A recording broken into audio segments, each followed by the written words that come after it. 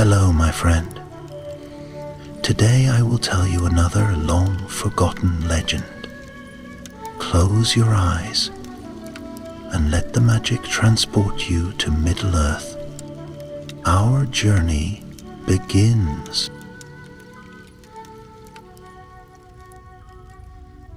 In the twilight hush that hung over Middlegate, when the stars first stirred in the heavens and the forests whispered ancient songs to the wind, a quiet shadow stretched across the lands of Eriador. The rivers ran slower, the birds grew wary, and far to the east of the Shire, beyond hills and hidden paths, the wild and winding river Gelion murmured its secret tale, a tale of a ford once sacred, now defiled. That place was called Sarn Athrad, the stone ford, where smooth white rocks paved the riverbed, and the spirits of elves were said to linger still. But peace did not dwell there now, for at the edges of that lonely place, where moss covered the broken bones of old bridges and brambles climbed the ruined elven waystones, a darkness had crept. An orc warlord named Gerzuk the Axe-Taker, foul of heart and cunning of mind, had claimed the ford as his own. With a band of black-helmed marauders and trolls bred from the Iron Mountains, he had fortified the crumbling banks. Smoke rose from their fires, blood stained the stones. Travelers vanished. Word spread among the free folk, the ford was no longer safe. And so it was that a company of Dunedain rangers, silent guardians of the north, were summoned to a grave and secret task. Their captain was a man named Halvar, tall and gray-eyed, with a voice like the wind among old stones. He bore the weight of his people's fading glory and something more, a burden of shame that clung to him like shadow. For long ago, during a battle at this very ford, his father, Edros the Bold, had turned and fled, leaving comrades to die. Though the tale had grown dim with time, its mark remained, a brand upon Halvar's soul he would not forget, nor forgive. Their mission was dire and strange. From the vaults of Anuminus, the ancient city beside Lake Ninul, they had retrieved a relic, a star-shaped brooch, wrought of silver and sapphire, once worn by Elendil the Tall himself. It was said to shine in the presence of truth, and its loss would strike at the very heart of the Dunedain's fading line.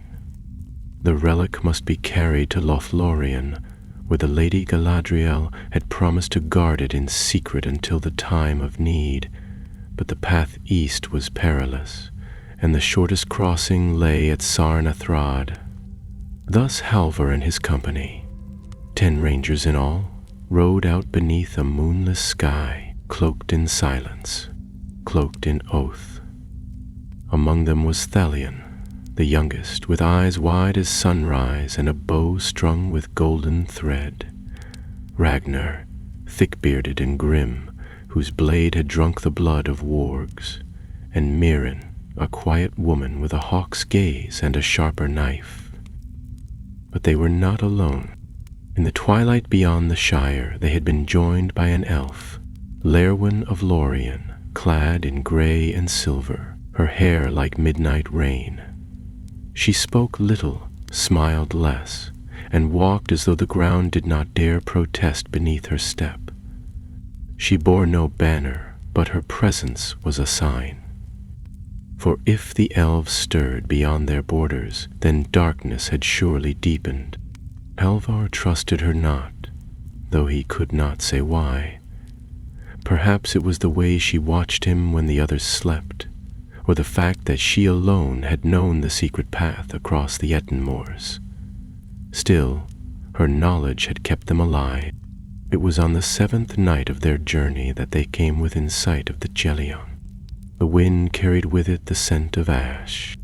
Sarn Athrad lies yonder, Lerwin whispered, pointing to a rise in the land. But it is not as it once was. They crept forward, and from the crest of a low hill they saw the truth. The ford was choked with iron stakes and crude barricades. Orcs moved like shadows across the stones, dragging chains, sharpening blades, laughing in guttural bursts. Fires flickered in the old elven watchtower. The bridge had been torn down. Only a few scattered stones remained where once lords of Beleriand had walked. Ragnar cursed low. "We'll never cross unseen." "We must," Halvar said, "or all is lost." They made camp in a hollow of trees. There, beneath twisted limbs and rustling leaves, Halvar called a council. "We cannot wait," he said. "Each day we linger, the enemy draws closer. If they catch wind of what we carry, they will already have," Larowin said quietly. All heads turned. I saw it in the eyes of their captain, Gurzuk. He waits not by chance, he waits for us. Thalion's hand trembled on his bow. "Then we're betrayed?" Larwen said nothing, but her silence stirred a storm in Halvar's mind. Still, there was no time for doubt. "We cross tomorrow," he declared. "At dawn, we split into 3 groups. 2 will draw them westward. The third, myself, Mirren, and Lerwin, will carry the relic through the river's heart." "And if they see you?" Ragnar asked. "Then we hold the ford," Halvar said. "To the last." Night fell, heavy and watchful. The rangers sharpened their blades in silence. Lerwin vanished into the trees, as was her way. Halvar stood by the edge of the clearing, eyes fixed on the stars. He held the relic in his hand, a simple brooch, small and light, yet he felt the weight of history in its shape. He thought of his father, of shame unspoken. He thought of the enemy drawing near, and he whispered into the dark, "This time we do not run." Far away, in the heart of Mordor, a shadow stirred in the eye. The stars blinked, the wind shifted, and at the ruined ford of Sarn Athrad the first scream of a hunting warg tore through the night. Morning came pale and shivering. A mist hung low over the trees, drifting in slow coils like the breath of some slumbering beast. The sun had not yet climbed over the eastern ridge, and the world held its breath in that uncertain hour between darkness and dawn.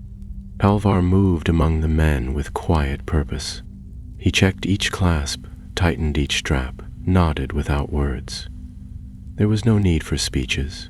They all knew what was at stake. The relic lay hidden beneath his cloak, bound close to his chest with leather cords. Its surface was cool against his skin, but every step he took made it feel heavier. It was more than a symbol of the old kings. It was a memory of hope, and hope had grown scarce. The plan was simple, but dangerous. Thalion, Ragnar, and 3 others would skirt westward and light signal fires upon the ridge to draw the orcs from the river. Another 2, Fedir and Kalin, would circle east, placing traps and calling horns to cause further distraction. That would leave Halvar, Mirren, and Lerwin to cross the ford directly, unseen if fortune held. But in Middle-earth, fortune seldom held long. Lerwin appeared at his side without sound, her gray cloak clinging to the morning fog. "They have scouts in the trees," she murmured. "A dozen, perhaps more, but their eyes are dull with sleep. If the diversions are swift, we may pass through the shallows before the alarm rises." Mirren joined them, adjusting the hilt of her dagger. "If we're seen, we fight. No cries, no calls. Quick and quiet." Halvar nodded. "We move when the fires rise." They waited. Above, a hawk wheeled and shrieked. Then, from the western ridge, Flames bloomed like the petals of a great red flower, and black smoke poured into the air. The call of orcs rang out, harsh and guttural, followed by the pounding of feet and the clash of rusted armor. The ambush had begun. Halvar turned without a word and led them down through the gnarled roots of the hill into a narrow ravine that twisted towards the river. The trees here were older, thicker, their trunks slick with moss.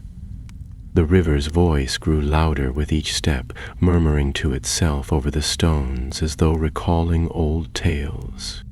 A ford came into view, a broken sweep of pale rock spanning the river's narrowest place. The barricades beyond were largely empty now, their guards pulled toward the fires above. A single orc, burly and slouching, remained on the far side, chewing on a strip of meat and muttering to himself. They moved like shadows. Lerwin went first, her feet barely making a sound even upon the stones. She vanished into the mist, a ripple of gray against gray. Halvar and Miren followed, weapons drawn but held low. The water was ankle-deep but biting cold, numbing the flesh and slowing the step. The stones beneath were slick, and more than once Halvar stumbled, catching himself only at the last moment. They were halfway across when the orc turned. He did not shout at once.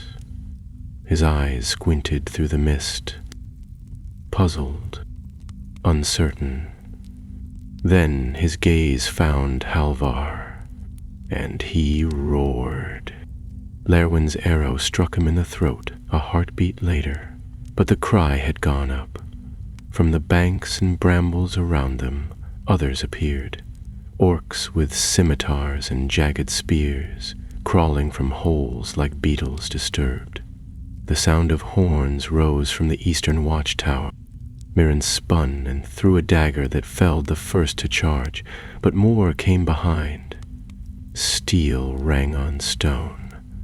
Halvar cursed and drew his sword. "Run," he barked. "We make for the far bank." They fought as they fled, Miren cutting down an orc who lunged at her from behind.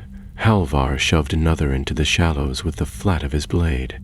Lerwin moved like water, graceful and deadly, her long knife slick with dark blood. Then the bridge stones gave way beneath them. One moment, Halvar stood firm. The next, his foot slid and he plunged into the current. The relic dragged at his chest, the cords tightening as the water rushed over him. The cold struck like a hammer, but he fought free, clawing for the surface. Miren was beside him in a flash, seizing his arm and dragging him up. Together they stumbled onto the far bank, breathless and soaked. But the way ahead was blocked. Gurzuk had arrived. The orc warlord stood atop the barricade, his massive axe slung over one shoulder. He wore a cloak of wolf head, and his skin was crisscrossed with scars. His eyes burned yellow, and his mouth stretched in a grin like a torn wound. "Thought you'd sneak by, little man?" he bellowed. "This is my ford now, yours no longer."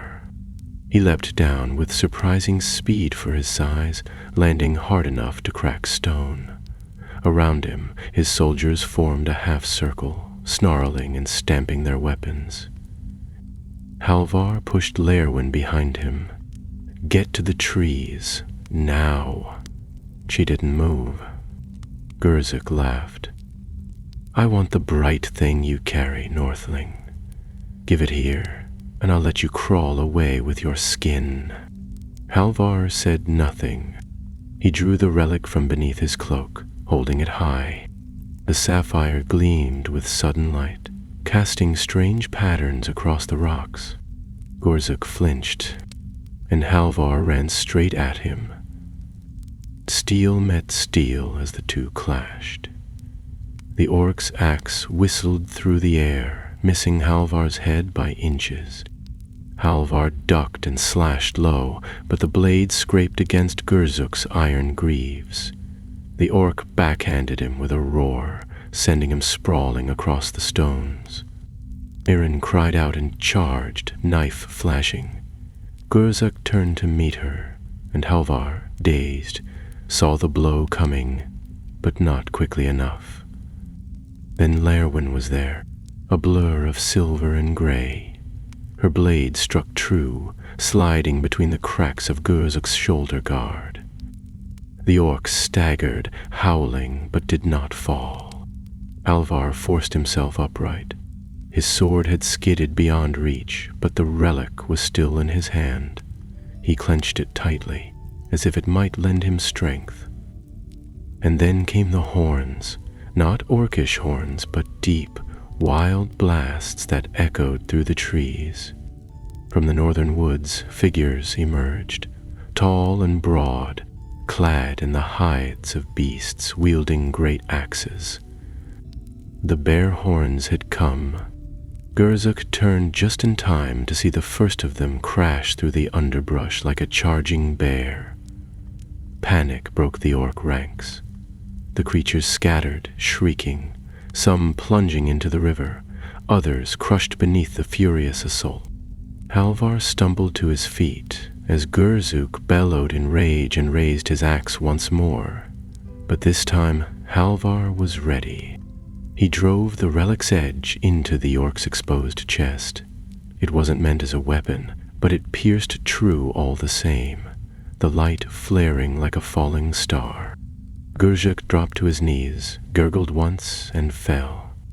The ford was theirs again.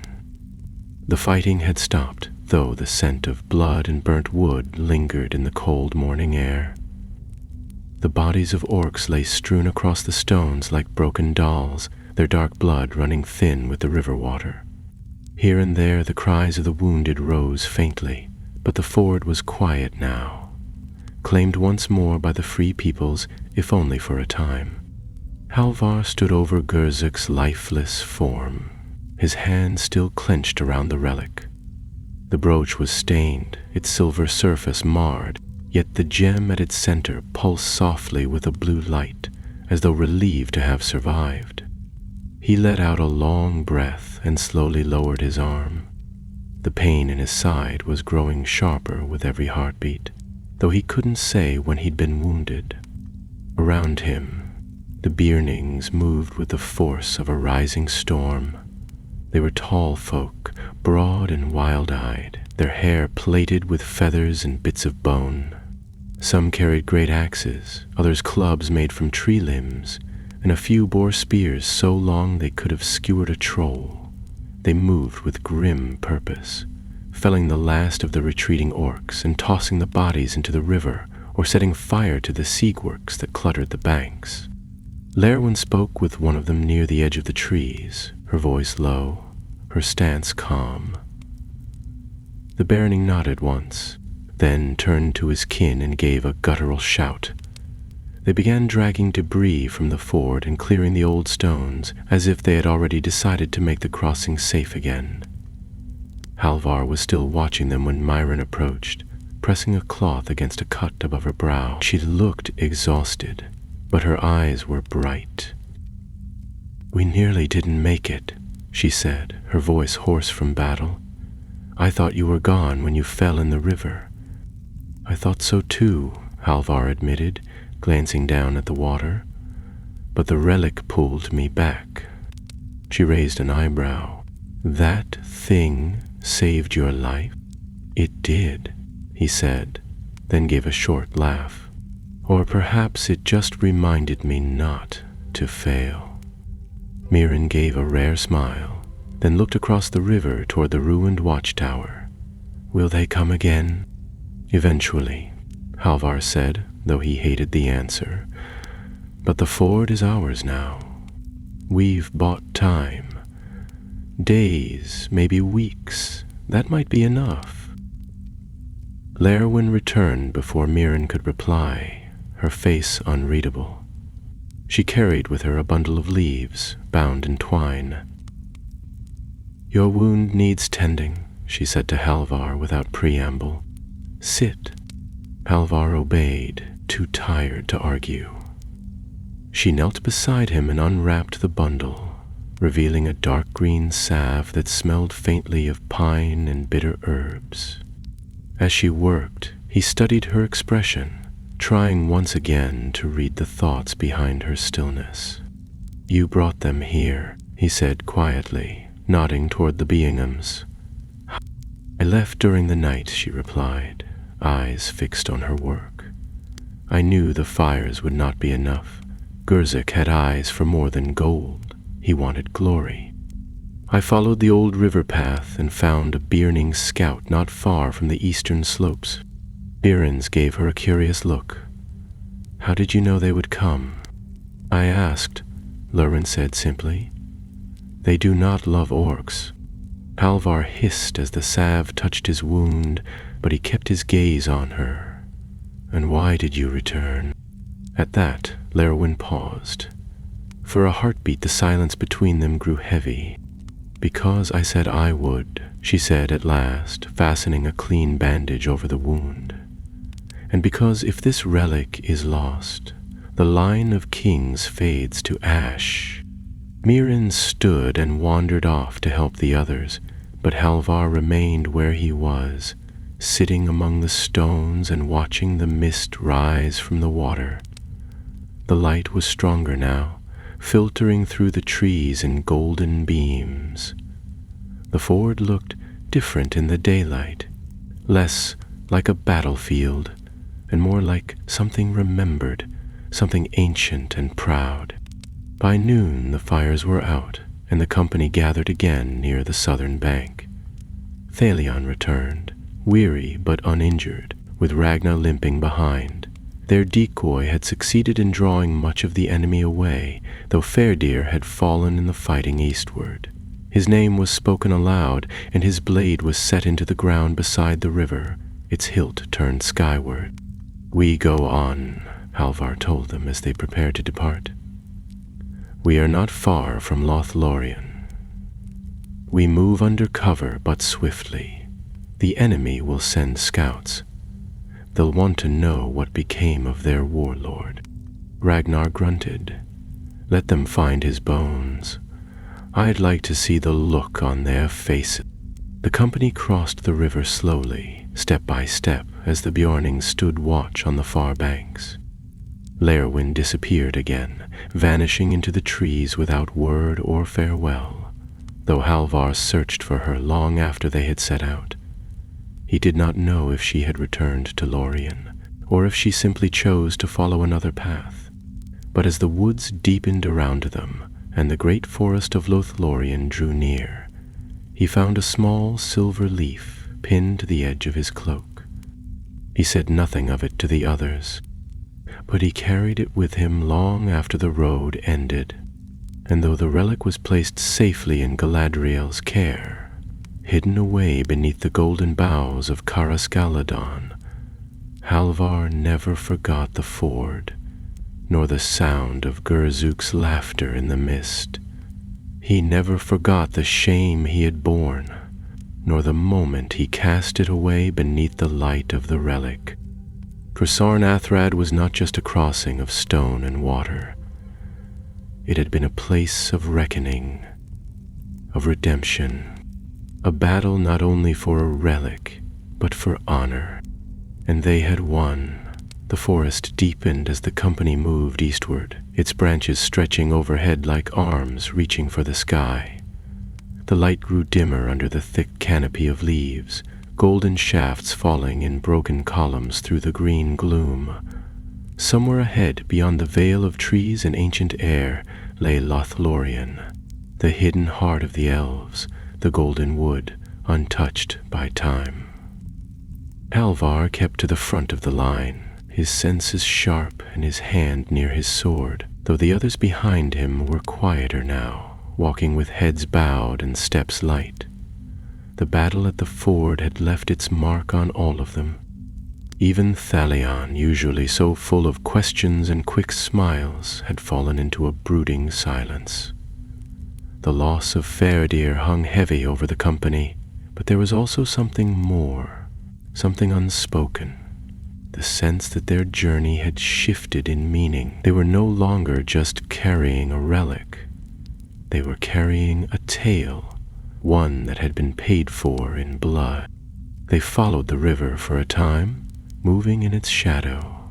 The Gillion no longer rushed with the fury of the ford, but flowed gently, weaving between roots and rocks like a silver ribbon. Birds flitted between the trees, but their songs were few and fleeting, as if they too feared to draw attention.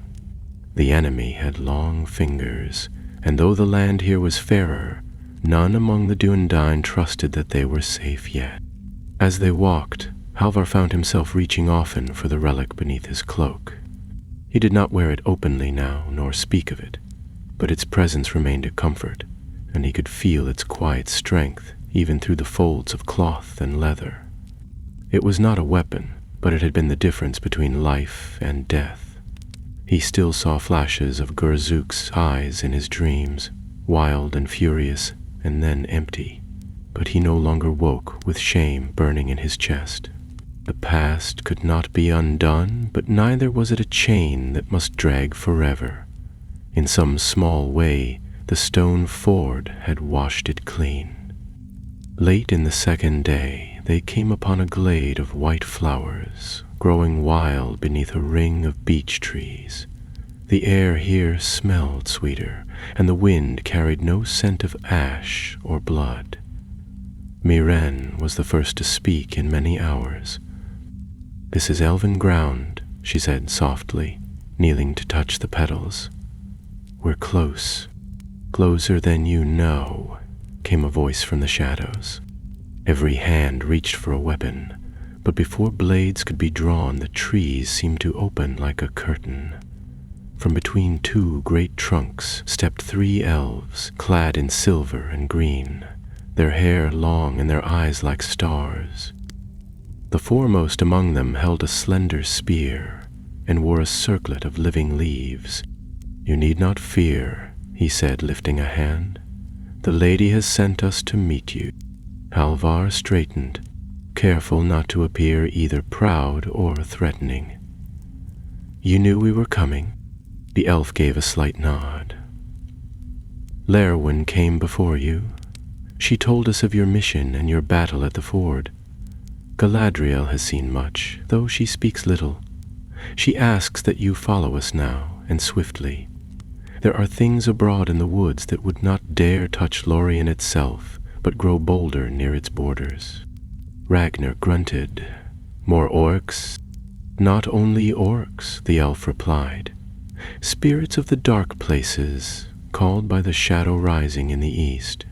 Some walk on 2 legs, some on none, but do not fear. The lady's gaze is upon you."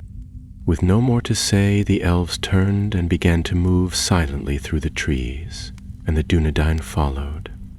They traveled more quickly now, guided along winding trails that seemed to shift and change even as they stepped upon them. The land grew stranger the deeper they went, more golden, more still.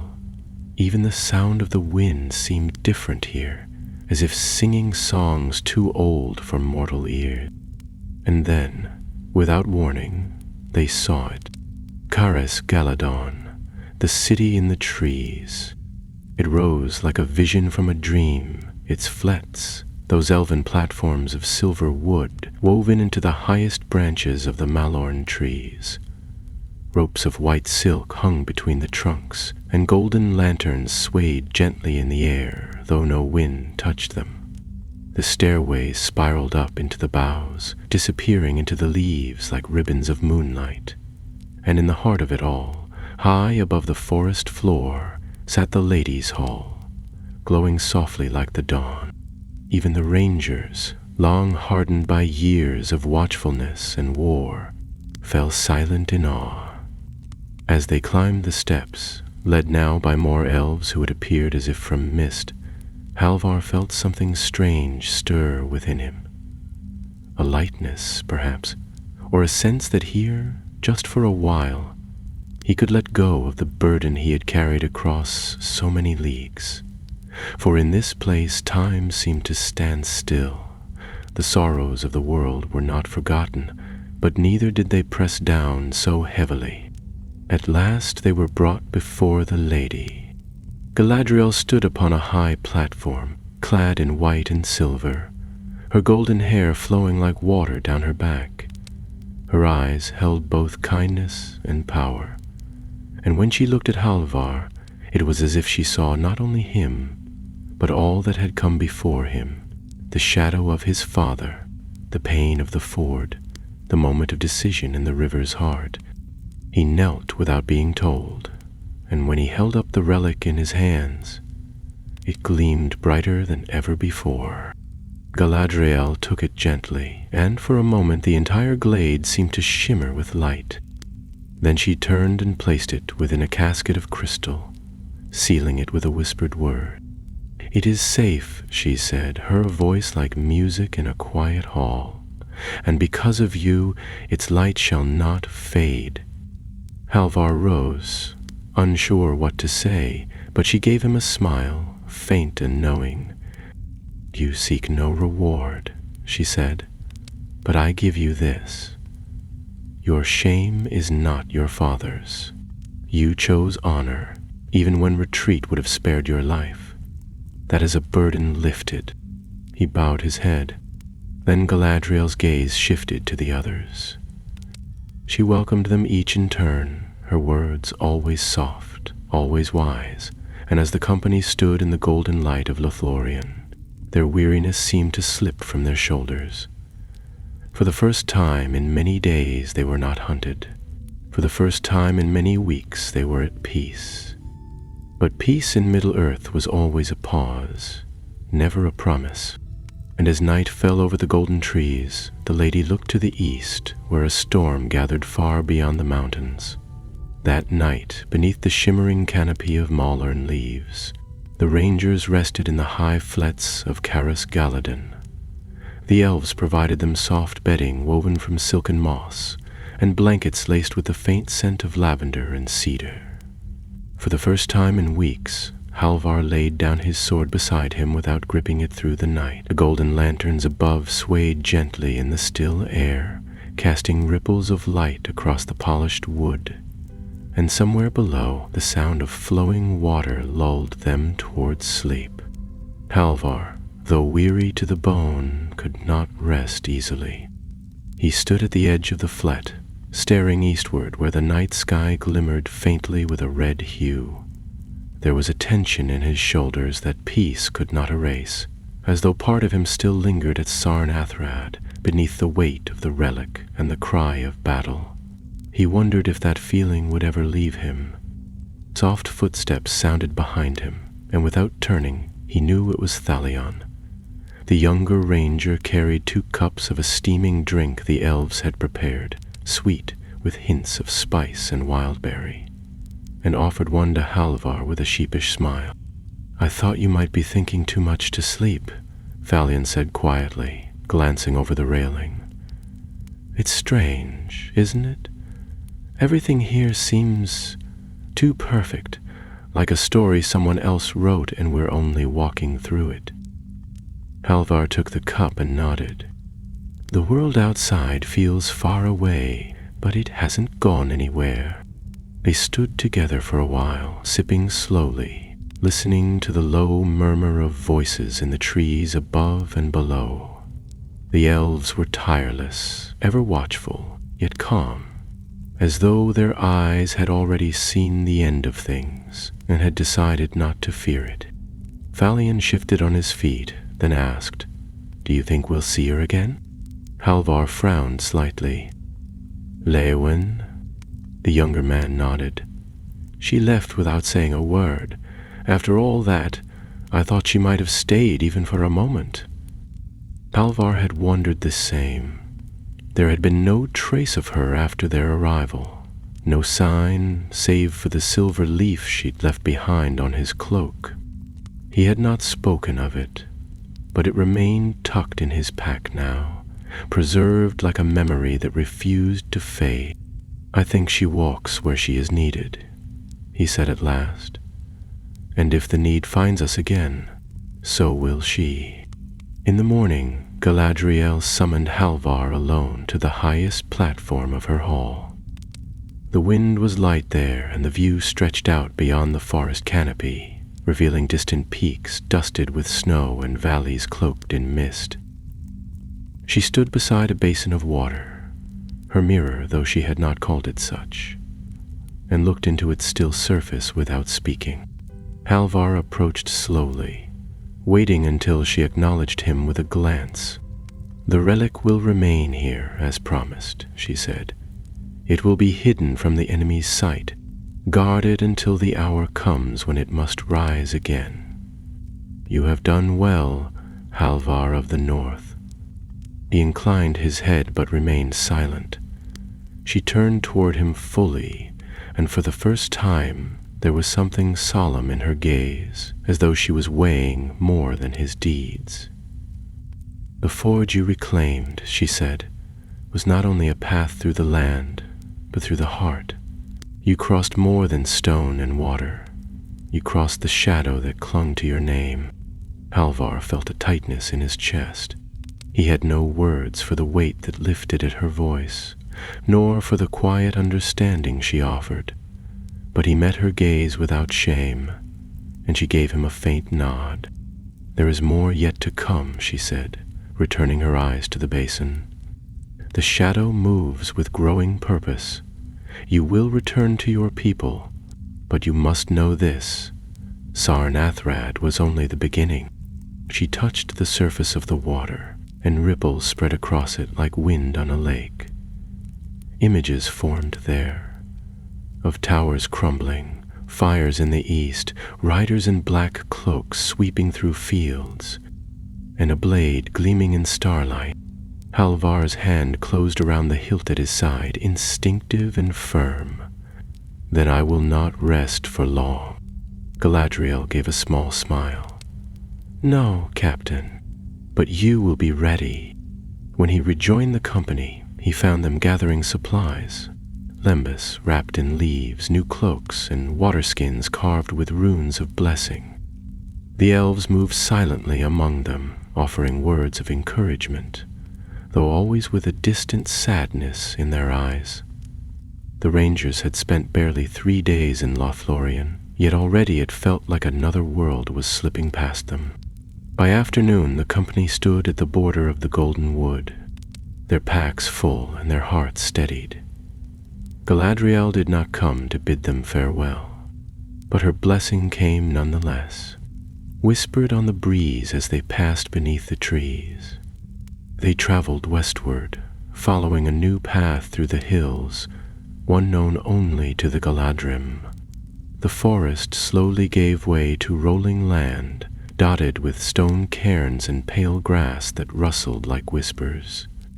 The air was cooler now, the sky broader, and the sense of enchantment faded with every step. Thalion walked beside Halvar once more, quieter than usual. "Do you believe what she showed you?" he asked after a long pause. "The visions in the water, are they what's to come?" Halvar considered the question carefully before answering. "They are one path, but the road is not fixed. The choices we make shape what lies ahead." Thalion gave a short nod and fell silent again. As evening came, they made camp beneath the roots of a low hill. The stars blinked overhead, and the fire crackled gently, throwing dancing light upon their faces. No one spoke much that night. There was a quiet understanding among them that their mission, though fulfilled, was only the first page of a longer tale. Halvar lay back against his pack, the silver leaf tucked close to his side. He watched the stars, and though the east still troubled him, he allowed himself one night of stillness. For in Middle-earth, even warriors needed time to breathe between battles. And far away, in the shadows beyond sight, the enemy stirred anew. It was on the 5th morning after they left Lothlorien that the first sign of trouble found them. The land had changed again. no longer gentle hills and sunlit fields, but a region of tall grasses and half-forgotten ruins, where broken stones lay buried beneath the soil like bones, and ancient watchtowers stood crumbling against the sky. The air was drier, and the wind carried a dust that clung to skin and cloaks alike. The rangers moved cautiously, keeping to ridges and tree lines where they could, for though the land appeared empty, Halvar had learned long ago that danger often wore the face of silence. Ragnar was the first to notice the tracks. He crouched low in the tall grass, pressing a weathered hand to the earth, his brows furrowed. Halvar knelt beside him, and Thaljan peered over their shoulders, trying to make sense of the marks. "War," Ragnar muttered, tracing the print with his finger. "Heavy. Too heavy for a scout. This one's bred for war." "And not alone," Halvar added, pointing to several more tracks just beyond. "At least 5, moving fast from the south." Thalion's voice was hushed. "Do you think they're hunting us?" "Possibly," Halvar said. "But they may not even know we're here yet. Still, we don't risk open ground now. We move northeast, toward the rocks." They shifted course at once, abandoning the half-formed road and slipping into a stretch of land riddled with crags and thorn thickets. The going was harder, rough underfoot and full of biting flies, but the cover was thicker. The wargs, if they were near, would find it harder to scent them through the bramble. That night, they made camp in the hollow of a fallen hill where the remains of an old watchpost jutted from the earth. Only 3 walls still stood, all half buried in ivy, but it offered some protection from both wind and eyes. They set no fire, and even their voices fell to whispers. Elvar took the first watch, and spent most of it listening. He could hear the small sounds of his company shifting in their sleep, the call of an owl far above, and the soft rustling of dry leaves as the wind pushed through the ruins. But beneath all of that, he heard something else, faint and far off, like a howl swallowed by distance. It came only once and did not repeat, but when Mirren took her turn at the watch, he warned her to wake him at once if it returned. By morning, a gray haze had settled over the land, dimming the sky and muting the light. They ate quickly, said little, and continued their march through the hills. Ragnar scouted ahead while Mirren took the rear. Thalion walked near the center, watching the ridges with nervous energy. They had passed through many dangers together, but the thought of being hunted again so soon after the ford weighed heavily on them all. It was near midday when the first arrow fell. It struck the earth just ahead of Halvar's boot, burying itself in the soil with a sharp thud. Even before he shouted a warning, the air was filled with more, the whistling hiss of shafts cutting through the sky.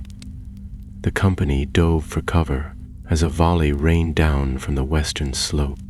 Orcs. Not scouts, but raiders, dressed in blackened leather and bearing curved blades. They came charging over the rise, teeth bared and eyes gleaming, no longer hiding their intent. Halvar drew his sword and barked commands over the chaos. "Form the line. Hold the rocks." The rangers moved quickly, using the boulders as shields, returning fire with bow and blade. Thalion loosed 2 arrows before the enemy closed the distance. Ragnar, already bloodied from a glancing wound, threw himself into the melee with a roar, hacking down an orc that tried to flank the group. Halvar fought like a man possessed. His blade moved swiftly, each swing deliberate, each step measured. He did not shout or waste breath. He simply cut through the dark shapes that came at him with methodical precision. Mirren fought at his side, her knives flashing, her movements like those of a dancer, every step guided by instinct and speed. The battle was short, but not without cost. When it ended, 5 orcs lay dead, along with one of their own. Kaelin, pierced through the side by a jagged spear. He had lived long enough to see the enemy routed, but died before they could bind his wounds. They buried him quickly, covering his body with stones near a stream bed and marking it with a single carved rune. No songs were sung. The land was not safe enough for that. Later, as they moved on, Halvar said little, but something had changed in his face. His jaw was tighter, his eyes more distant. The enemy had found their trail. Whether by chance or by command, it no longer mattered. The hunt had begun again. That evening, as they camped in a narrow cleft between two stone ridges, Ragnar shared what he had seen from a high point during the march. "They're circling," he said in a low voice. "At least a dozen, possibly more. They don't strike in force yet. They're trying to wear us down, pick us off one by one." "Virain won't break us that easily," Mirain said. "We've come through worse." "They're not trying to break us," Halvar said, looking to the west. "They're trying to delay us. Something waits ahead. They want us tired when we face it." Silence followed those words.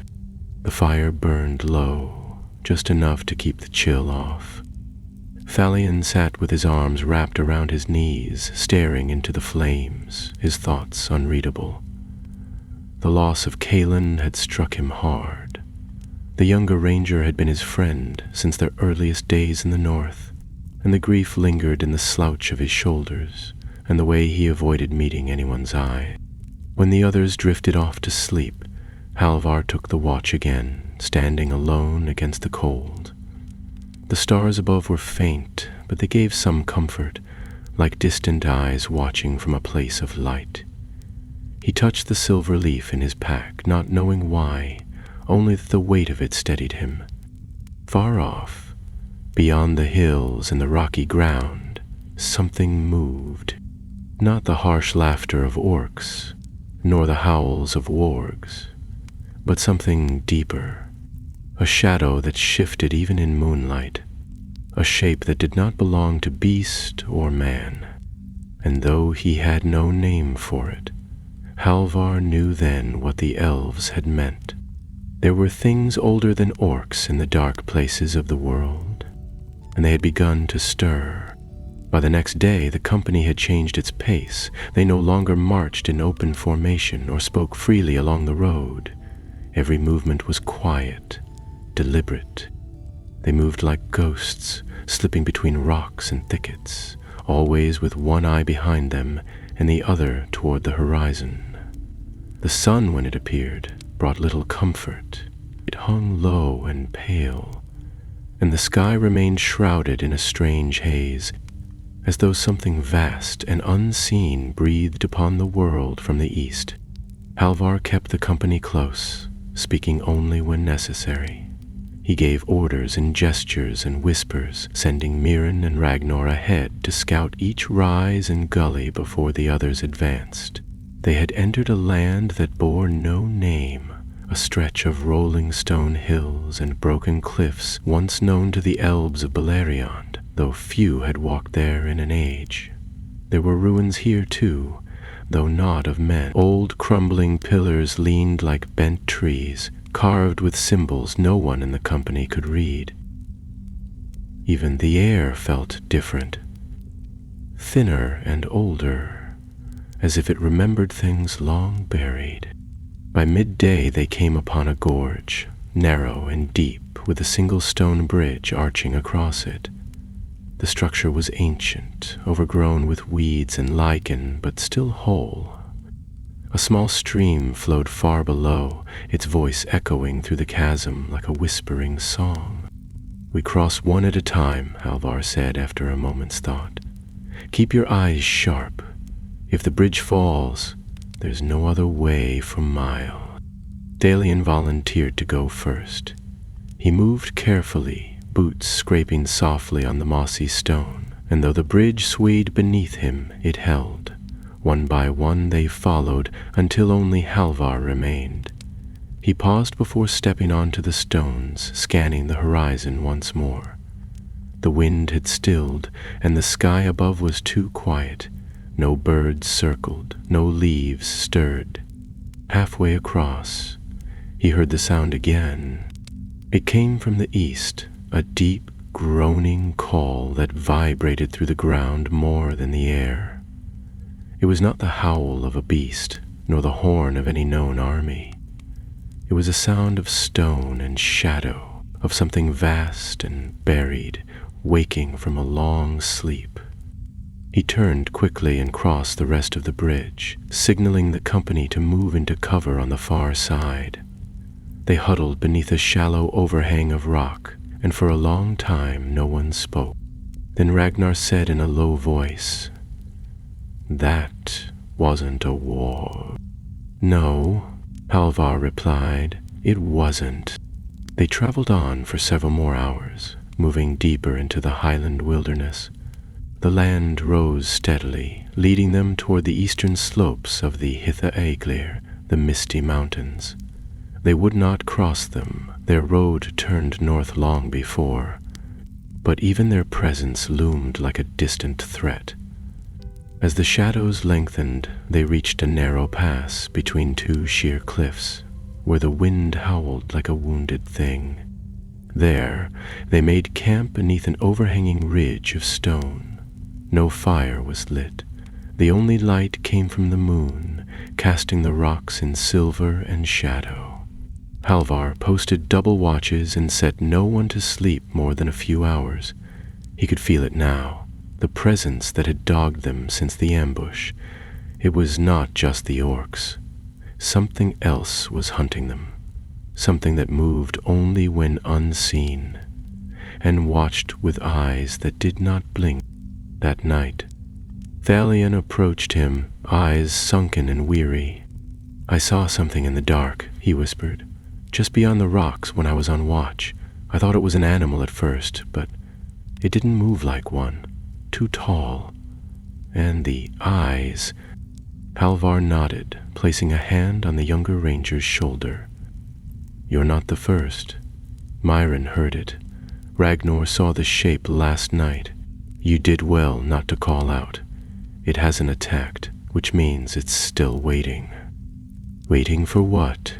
Thalion asked, voice barely audible. "I don't know," Halvar said, "but I don't think it follows us for sport." The company resumed its march at dawn, passing through the mountain cleft and descending into a hidden vale. The trees here were twisted and blackened, as if scorched by old fire. The ground was cracked, dry, and littered with stones shaped like teeth. It was not a large valley, but the sense of being watched grew stronger with every step. Suddenly Mirren halted and held up a hand. They stopped at once, crouching low behind the rocks. In the center of the vale stood a single figure, tall and unmoving. Its body was wrapped in dark robes, ragged at the edges, and its face was hidden beneath a hood. No weapon was visible, but the air around it seemed heavier, harder to breathe. The horses refused to step forward, even the wind avoided it. Halvar rose slowly, motioning for the others to stay low. He stepped forward, hand on his hilt but blade unsheathed. As he drew closer, the figure raised its head. There was no face beneath the hood, only a smooth black surface like glass, where faint lights moved like dying stars. "You carry what is not yours," the figure said, its voice like cold wind blowing through a grave. Halvar's hand tightened around the hilt. "It was never yours either." The figure did not move, but the shadows around it deepened. Behind the folds of its robe, faint shapes stirred. Thin limbs, clawed hands, pale and silent. Servants of the dark, bound to their master like flies to rot. "Return it," the figure said, "and I will let you live. Refuse, and you will see your bones cast across the stones of the ford you so proudly took." Halvar's eyes did not waver. "The relic is gone. You are too late." For a moment, the figure was silent. Then a sound like laughter echoed across the veil, low and bitter, not from the mouth, but from the earth itself. "Gone? There is no gone, not from me. I have followed its scent through ash and snow. You carry the touch of it still. And you are marked." The figure raised one hand. At once the valley grew darker, the light of the sun dimming behind thick clouds. The shapes behind it began to slither forward. But before Halvar could draw his blade, a horn sounded, clear, bright, and near. It came from the north ridge, and in its wake rode a line of mounted warriors, cloaks billowing like wings. At their head rode a woman in silver armor, her banner a green leaf on white. Léorwyn had returned, and not alone. The figure hissed and vanished in a blink, shadows scattering like smoke before flame. The pale creatures behind it melted into the stone, leaving only silence behind. Halvar turned as Léorwyn dismounted, her hair wind-blown and her eyes sharp. She looked at him for a long moment, then said simply, "We need to move. There's more coming." No one argued. Not this time. They did not stop to ask questions. Léorwyn had barely dismounted when Halvar gave the order to move, and the company turned eastward at once, following a narrow track she and her riders had carved through the broken valley. The horses she had brought with her were sure-footed and lean, bearing the green sigil of the Galadrim. They had been trained for speed and silence, and it was clear they had traveled far and fast. The elves who rode with her were not many, perhaps a dozen in all, but their presence brought a steadiness to the company that Halvar had not realized they needed until now.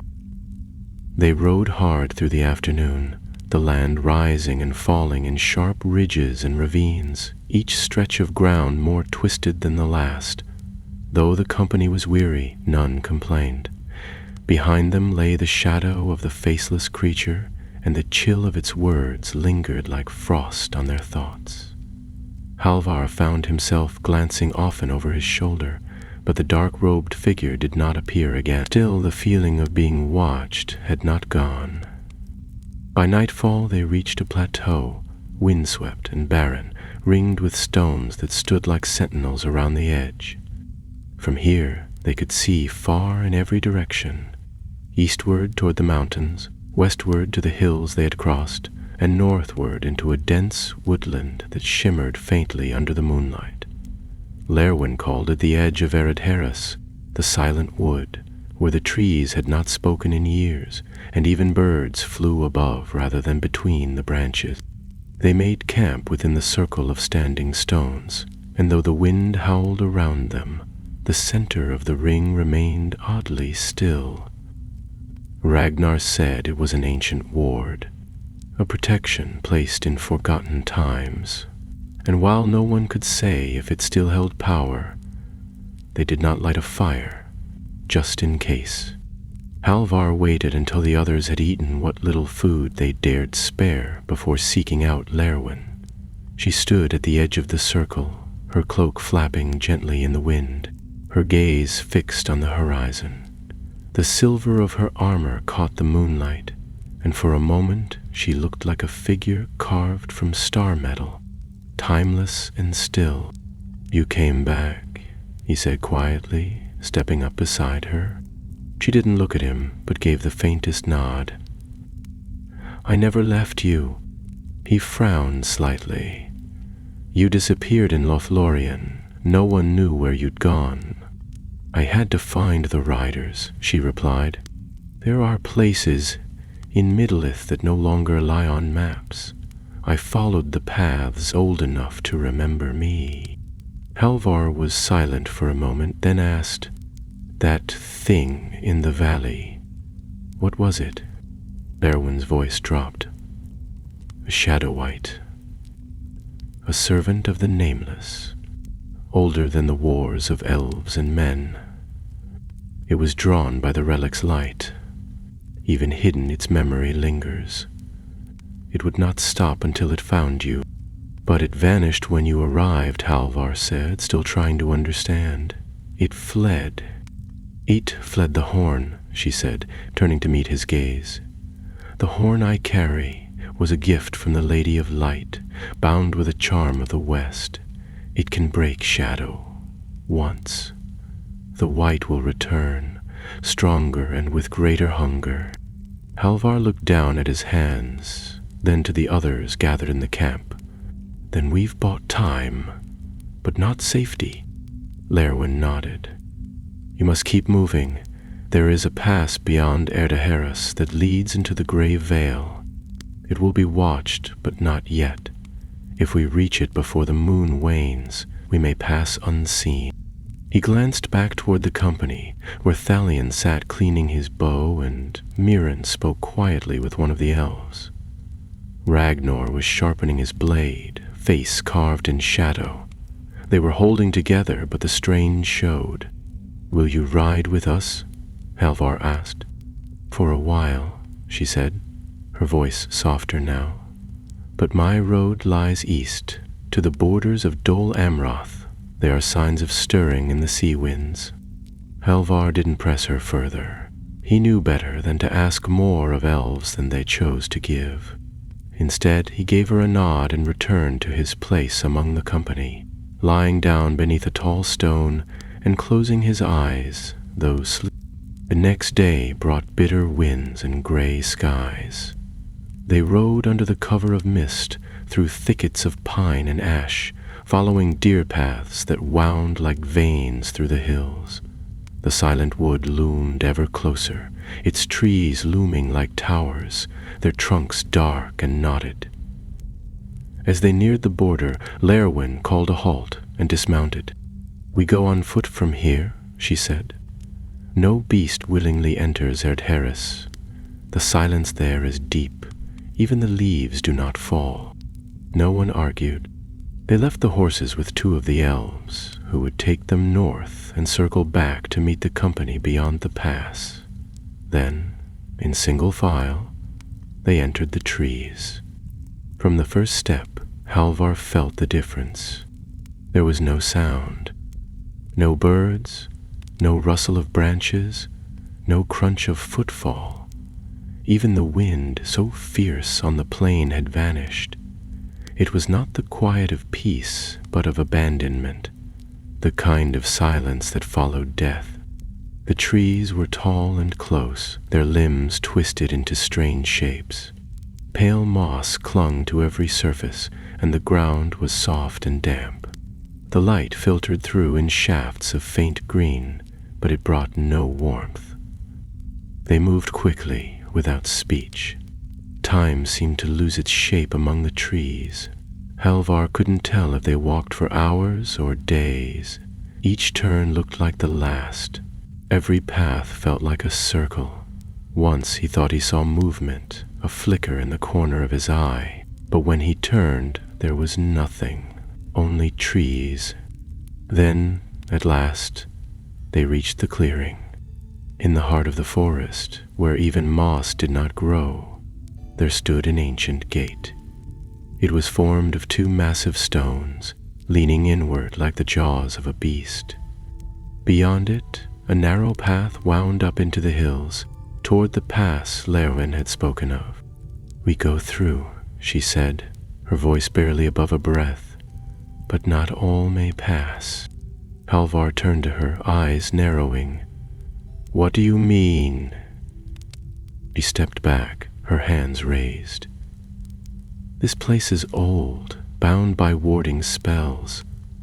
Those who carry anger in their hearts, who would strike first, speak last. They may not enter. The path will turn them. If any force their way, the gate will not open." There was a moment of silence. Then Ragnar stepped forward. He looked at the gate, then at Halvar, and nodded. "Then I'll wait here." Halvar started. "You don't have to." "I do," Ragnar said, his voice firm. "I've killed too many, Halvar. I'm not clean enough for old magic." Before Halvar could reply, Ragnar turned and walked back into the woods, fading into the trees with no more than a nod. One of the elves followed him silently. Halvar faced the gate. The other stood ready, and without another word, he stepped through. The air changed as he passed, growing colder, lighter, and then suddenly the silence broke. Somewhere beyond, a bird began to sing. The path was open, but what lay ahead none could yet see. The path wound upward through the rocks, a ribbon of pale earth lined with low-growing thistle and ghostly ale vines that twisted along the edges like threads of forgotten spider-webs. It was narrow and steep in places, cut into the side of a high ridge that overlooked the silent wood below. Behind them, the tall gate of stone grew smaller with every step, until it vanished entirely beneath the canopy of blackened tree. The air beyond the threshold was thinner, but it carried a sense of release, as though a weight had been lifted the moment they passed through. The group moved in silence, though not the heavy silence of Arid Harris. Here the quiet was natural, broken occasionally by the chirp of a highland bird, or the flutter of wings as a hawk crossed the sky.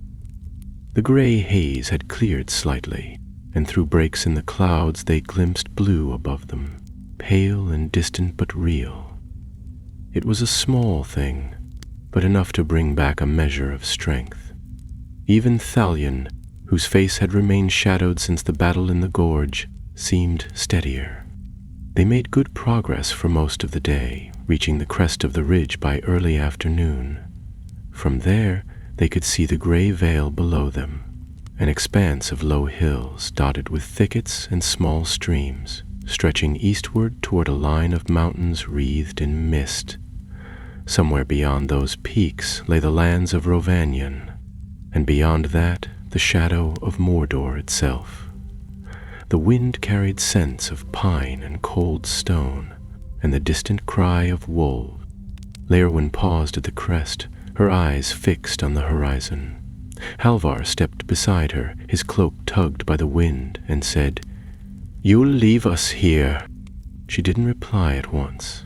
Instead, she studied the land as though reading a tale written in its folds and ridges. Then she gave a quiet nod. "My road turns south from here. The riders will find your trail and join you again before the veil ends, but I must go now. There are signs beyond the Emin Fuin that I cannot ignore." Halvar didn't ask what she meant. He had come to understand that Léorwyn followed paths that rarely aligned with the roads of men, and that she answered to voices older than his own.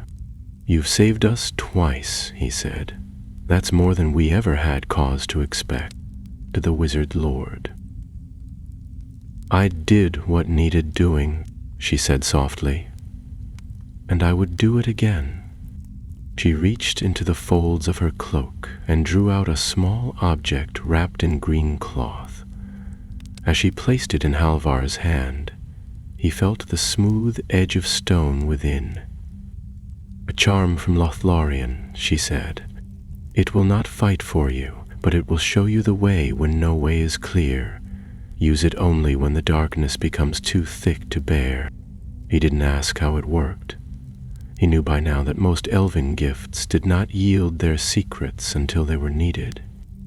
Léorwyn turned then, stepping lightly along the narrow path that clung to the ridge. Within moments, she had vanished among the rocks, leaving only the wind behind.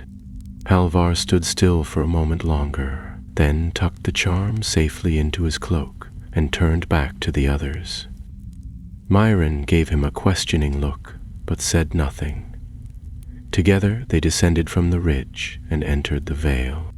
The terrain was rougher than it appeared from above. The ground was soft in places, slick with moss and hidden streams, and the grasses grew tall and tangled, hiding dips and holes that could twist an ankle in a breath. They moved carefully, with Mirin and Thalion taking turns to scout ahead, while Halvar kept the pace steady. They avoided the open, choosing instead the low dells and shaded ravines that ran like veins through the land. Each step took them closer to the edge of the known world. That night they camped beside a narrow brook where the water ran cold and clear over smooth stones. There was little cover, but no other choice. Thalion volunteered to take the first watch, and the others laid down in silence, exhaustion drawing them quickly into sleep. Halvar lay awake a little longer, his back against the roots of an old tree, the stars barely visible through the thin cloud cover.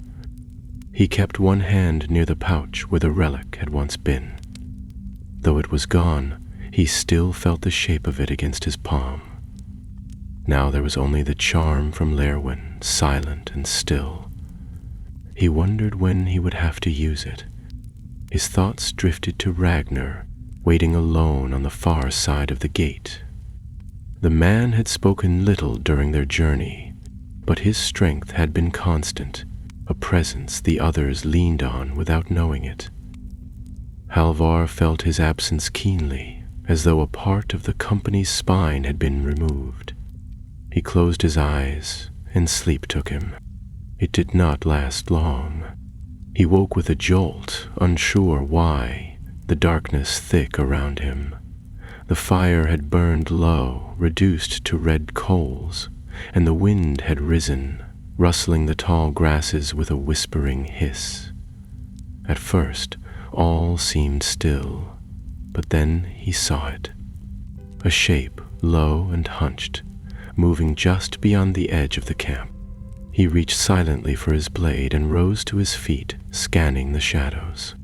Another shape moved to the left, and then another. Not wargs, not orcs, something different.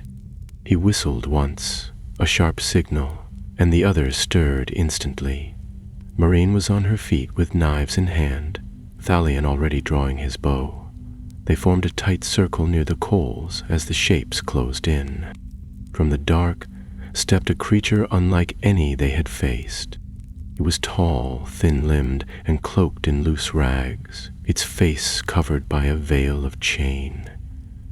In its hands it carried a staff carved from bone, topped with a lantern that gave off a sickly green light. Behind it came others, 5, then 10, all dressed the same, all silent. Halvar raised his blade. "Speak!" The leader stopped a few paces away, and when it did, the others halted as well. It lifted its hand slowly, pointing the staff toward the company. "You have passed through the gate," it said in a voice that grated like stone. "That path is not meant for those who walk under sun. You have brought light into a place where only shadow may tread." Halvar stepped forward. "We seek no quarrel. We crossed only to pass through." The figure tilted its head, and the chains on its veil jingled faintly. "And yet you have crossed. The gate has judged you worthy, but the veil does not care for worth." Without warning, the lantern atop the staff flared. The wind howled, and the veil answered. The wind shrieked through the valley like a beast unchained, rising from every hollow and hilltop at once. It lashed against them with a sudden fury, tearing at cloaks and whipping dust into their eyes. The green light from the lantern flickered wildly, casting the figures in pale, distorted shadows that danced and jerked across the tall grass. All around the camp, the veiled strangers stood unmoving, their robes rippling but their limbs still, like statues held together by malice. Halvar planted his feet and gripped his sword in both hands, the steel catching the light with a dull gleam. He did not speak again. There was nothing left to say. He knew a warning when he heard one, and he knew when such warnings were only the first blow. Mirin's moved to stand at his left, knives drawn and eyes sharp. To his right, Thalion notched an arrow, his face pale but steady. The others, 3 rangers and 1 elf, close the circle. Every pair of eyes watching a different direction. The wind roared louder, a voiceless cry filled with hunger. Then the lantern-bearer lowered its staff. The creatures surged forward in silence. They did not scream or shout. There were no war cries, no clatter of armor or clash of weapons. Only the swish of robes, the hiss of grass, and the shriek of the storm above. The nearest one leapt at Halvar, arms wide, hands clawed. He ducked low and drove his sword up through its ribs, and the creature shrieked, not in pain, but in release, like a breath held too long. It fell backward, vanishing into ash before it touched the ground. More came behind it. Valion's bow sang 3 times in rapid succession, each arrow finding its mark. 2 of the veiled attackers dropped where they stood. The third twisted unnaturally as it fell, limbs cracking like dry twigs. Myron fought without pause, her blades a blur of silver in the stormlight. She moved like water, slipping past grasping hands and striking with unerring precision. But for each one that fell, another took its place. Halvar found himself driven back step by step, boots skidding over the slick earth. One of the creatures caught his cloak, dragging him sideways. He spun, cleaving its arm from the shoulder, but another sprang from the side and tackled him to the ground. Cold breath hissed against his face, and a stench of rot filled his nose. Before it could strike, a blade pierced the thing from behind. Valian stood over him, face tight, hands trembling slightly. He pulled Halvar up without a word, and they turned to face the next wave. Then, without warning, the wind changed. A single clear note rose above the chaos, cutting through the roar like a chime in a storm. It rang high and pure, and with it came light, soft at first, then growing brighter. The veiled attackers hesitated, their advance faltering. One dropped its staff, another turned and fled into the darkness. From the ridge above the valley came the sound of hoofbeats. The riders had returned.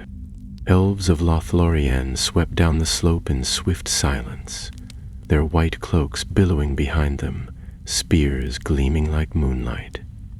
At their head rode a tall figure wrapped in gray, bow raised high. Lerwin loosed a single arrow. It struck the lantern held by the lead attacker. There was a sound like shattering glass, though nothing fell. The green light vanished, and with it the shrieking wind. The creatures let out a sound, an echo more than a cry, and scattered, vanishing into the rocks and grass like mist burning away under morning sun. Silence returned to the vale, broken only by the thudding of hooves and the heavy breaths of the company. Halvar stood slowly, the cut on his cheek burning, his blade red with ash. Around him the others straightened as well, bruised and bloodied but whole. The elves dismounted swiftly, weapons ready, eyes scanning the dark. But there were no more enemies to be seen. The storm had passed, though its shadow remained. Lerwin approached last, her bow slung across her back once more. "I said I would return," she said, her voice low but clear. "And I meant it." Halvar nodded, too winded to speak at first. Then he said, "If this is what haunts the paths of the east, we'll need more than a horn and a charm." "You'll have more," she said, "but not here." They did not linger in the valley.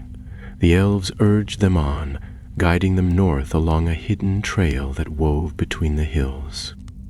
The stars reappeared overhead, glittering like frost on black silk, and with each mile they put behind them, the weight on their shoulders lessened. The tall grasses gave way to sparse woodland, and the chill in the air softened. It was nearing dawn when they reached a rise that overlooked a stretch of forested plain. "We are near the Grey River," one of the elves said. "Beyond that lies the borderlands of Rovanion." Halvar turned to Lerwin. "Will you follow us further?"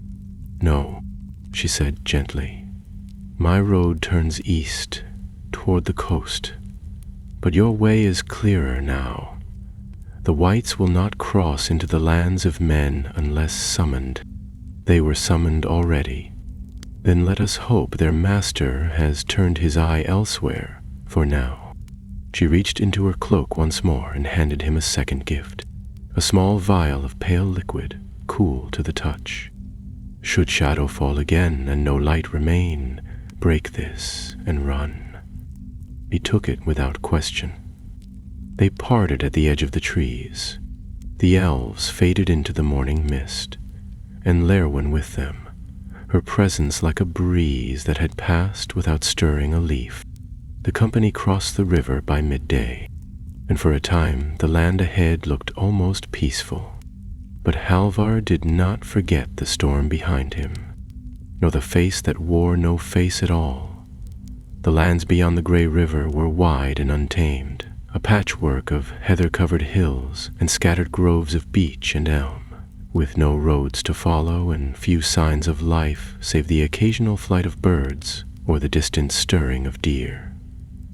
The air was clearer here, crisp and cold, and the sky opened wide above them, its pale blue brushed with long strokes of cloud that drifted like sails on a still. The tension that had clung to the company since their escape from the Vale did not vanish, but it lessened, as though even the land itself wished them respite after so many trials.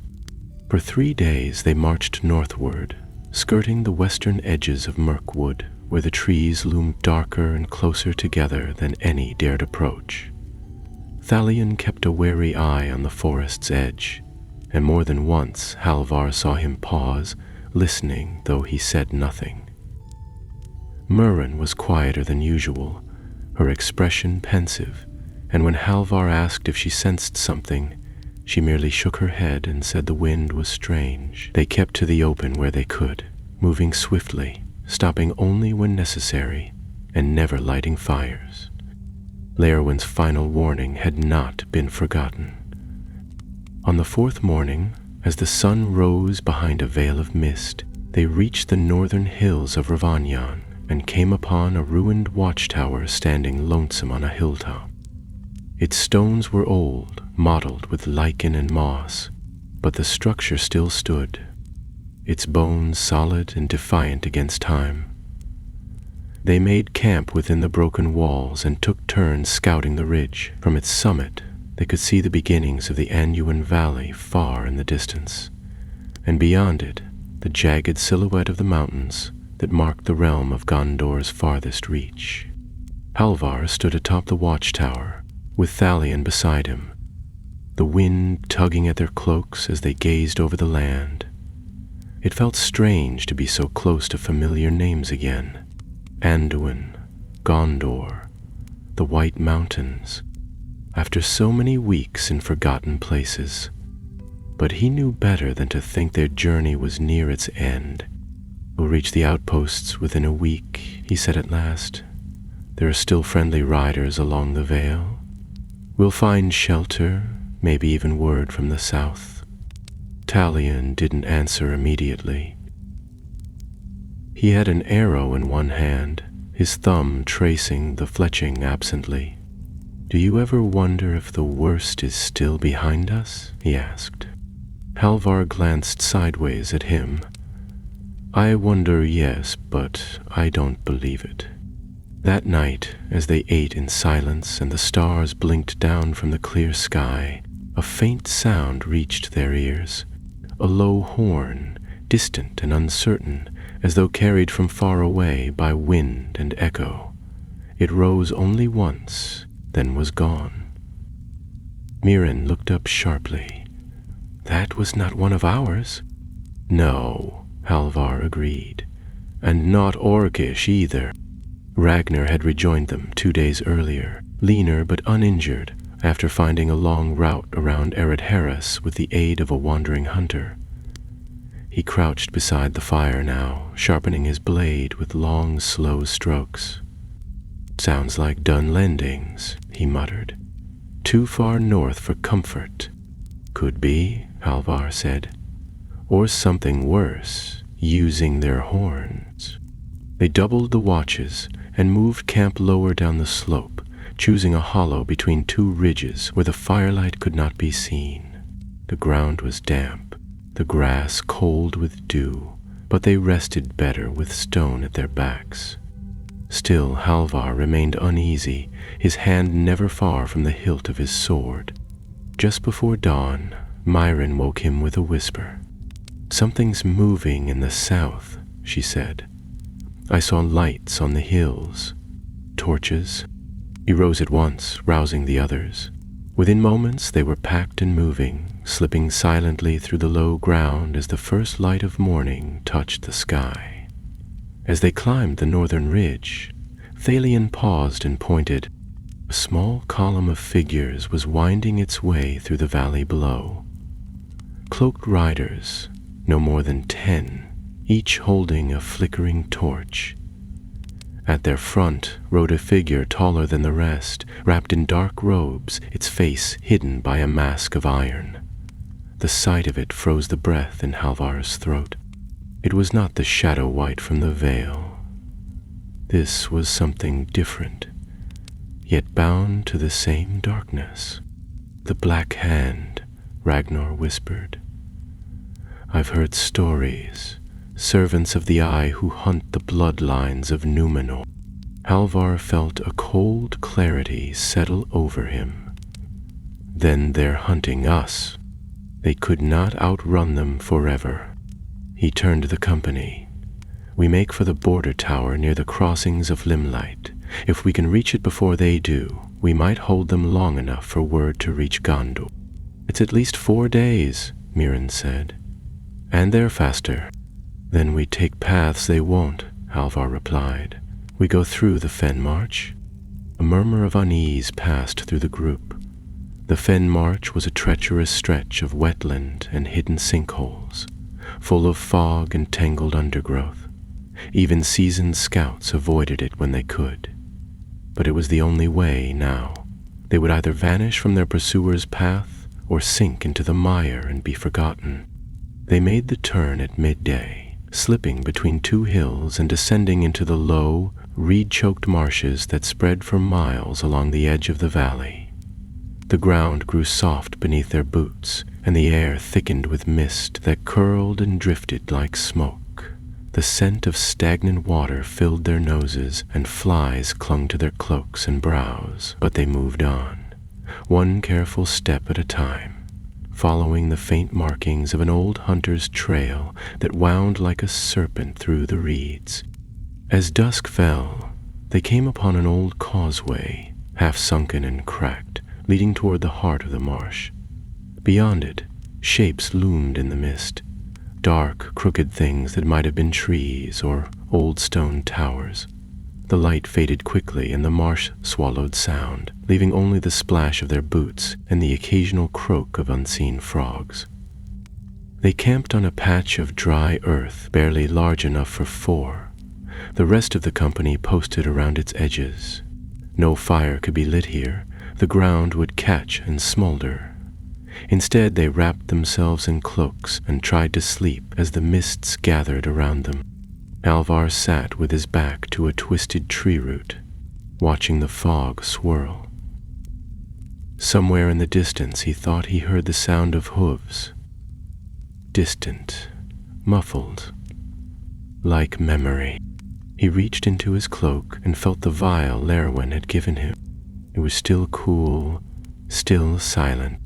He prayed he would not have to use it, but the mist thickened, and something in the dark began to move. By morning, the mist had not lifted. It had thickened instead, drawing close around the company like a living thing, wrapping each tree, stone, and body in cold silence. The wetness clung to their cloaks and hair, and though the sun had risen, it cast no light here. Halvar rose before the others, boots soaked and shoulders stiff, and stepped to the edge of the camp's little island of dry ground. He could see no more than a few paces in any direction. only the pale gray of fog and the black outlines of roots and branches stretching from the marsh. One by one the others stirred. Ragnar muttered a curse beneath his breath as he wrung water from his sleeve, and Mirren took to pacing the edges of the camp, her knife drawn, though there was nothing visible to cut. Thalion looked worst of all, his eyes bloodshot, skin pale, and his hands trembling as he packed his gear. When Halvar asked if he'd slept, the younger ranger only shook his head and said, "They're following us. I can hear them breathing." They broke camp quickly and set off eastward, following the causeway's broken remains deeper into the fen march. The path was narrow and uncertain, often lost beneath shallow pools or crumbling under their weight. Once, one of the younger rangers stepped wrong and sank to the waist before Ragnar hauled him out with a rope. They moved slower after that, every step a gamble, every pause a moment of uneasy breath. As they pushed forward, the sounds around them began to change.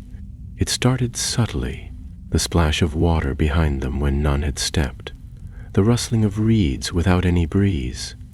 Then came the whispering, too soft to catch the words but constant, like voices speaking just beyond the veil.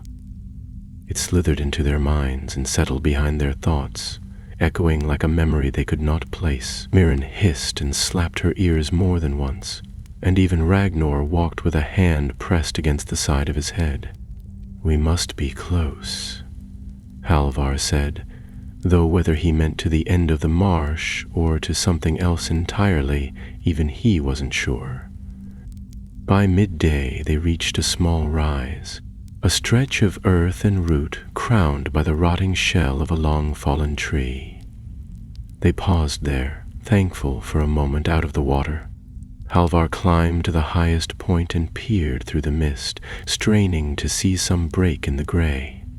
But there was nothing, only the stillness. Then came the horn, not the same as the one they'd heard on the hills. This was deeper, slower, a sound that made the earth tremble underfoot. It echoed through the fog like a beast exhaling, and it came from ahead, not behind. The company froze, every face turned toward the sound. Halvar drew his sword slowly, the whispering in his ears growing louder with every breath. From the mist ahead came a shape. It was tall, impossibly tall, its shoulders hunched and arms trailing like broken limbs. Its body was wrapped in tattered cloth, soaked and molded with age, and its face, if it had one, was hidden behind a mask of ancient wood carved in the shape of a screaming mouth. It made no sound. It did not need to. The very sight of it sent a bolt of dread through the hearts of all who beheld it. One of the rangers broke. He turned and ran into the fog without a word. There was no sound of him falling.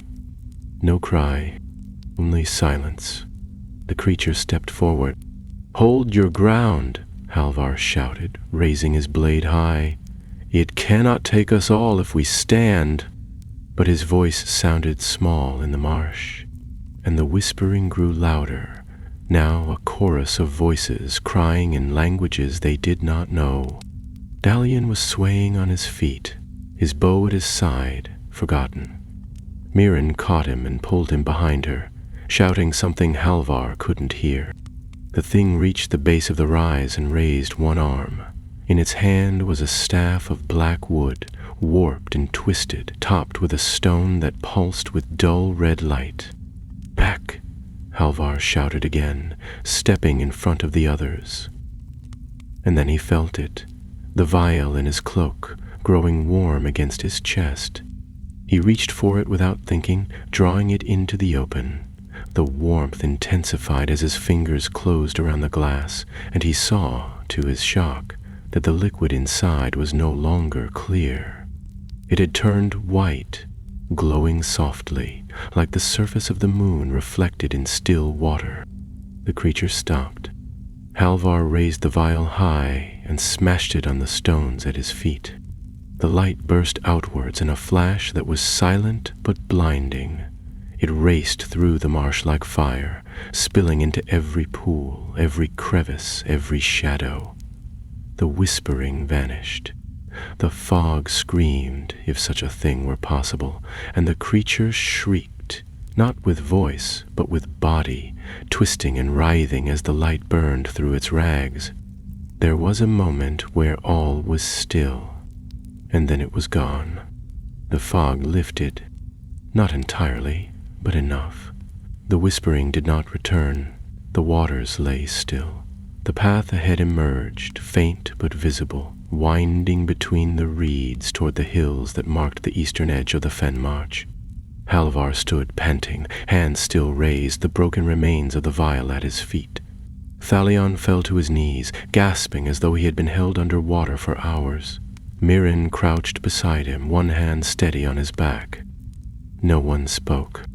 At last, Ragnar said, "What was that?" Halvar didn't answer right away. He looked to the path ahead, where the sun was beginning to shine through the mist, faint but real. "It was the darkness," he said quietly. "And now we're through."